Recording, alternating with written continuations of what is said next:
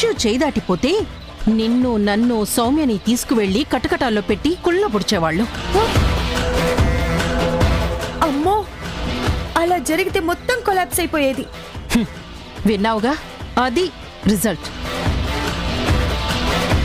ఎవరికి చూపించాలో వాళ్లకే చూపించా. యాక్షన్ ఎక్కడ స్టార్ట్ కావాలో అక్కడ అవుతుంది.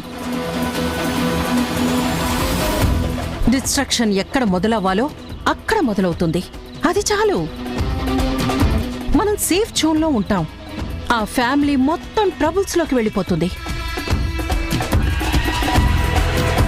నేనేం పిచ్చిదాన్ని కాదురా, ఎక్స్పర్ట్ క్రిమినల్ని.